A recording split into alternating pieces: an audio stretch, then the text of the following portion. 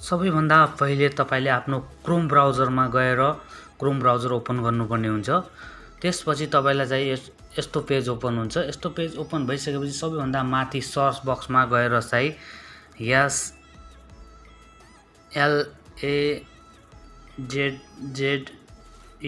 Type गर्नु होला र सर्च गर्नु होला।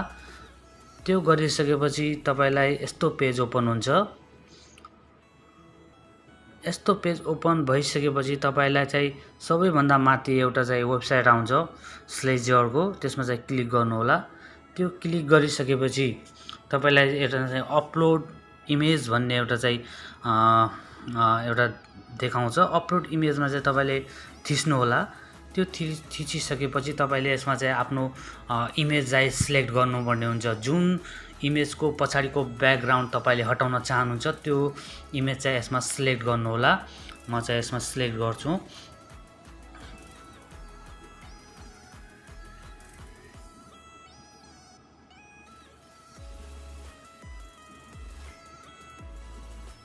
मैले यसमा चाहिँ यो पिक्चरलाई चाहिँ सिलेक्ट गरे। हेर्नुहोस् है, यो पिक्चरलाई सिलेक्ट गरे।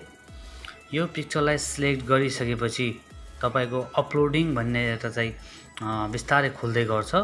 अपलोडिङ खुलिसकेपछि मेरो पिक्चरमा भएको ब्याकग्राउन्ड चाहिँ हटेर अगाडिको मात्रै मान्छेहरु के कुनै पनि चीज तपाईको पिक्चर मात्र देखा पर्छ र पछाडिको ब्याकग्राउन्ड चाहिँ जम्मै हट्छ।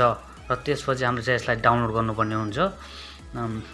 इन्टरनेट स्लो भएको कारणले गर्दा अपलोडिङ भइरहेको छ।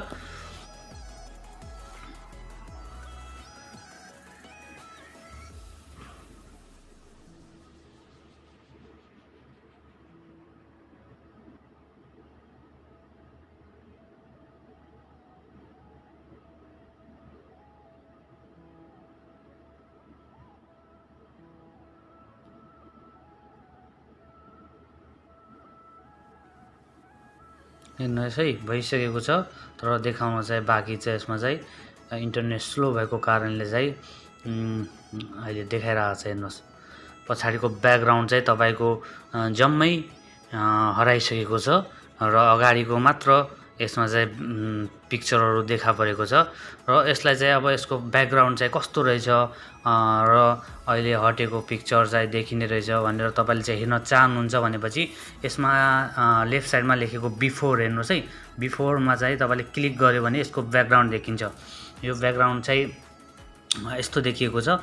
तर अब चाहिँ यो ब्याकग्राउन्डलाई हटाएर खाली मानिसहरुको मात्र तस्बिर राख्न चाहनुहुन्छ भने अहिले आफ्टर भएको चीज योलाई क्लिक गर्नु होला। आफ्टरमा यस्तो छ।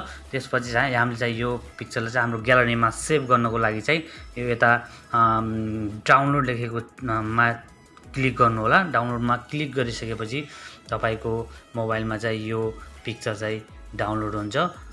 मेरो मोबाइलमा चाहिँ अलिकति इन्टरनेट स्लो भएको हुनाले स्लो चलिरहेको छ। हेर्नुहोस्, माथि डाउनलोडिङ फाइल भन्ने देखाइरहेको छ।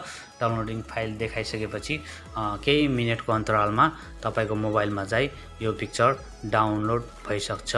हेर्नुहोस् है, मेरोमा पनि भइसक्यो। ब्याकग्राउन्ड हटाएर पिक्चर मात्र देखाउने तरिका।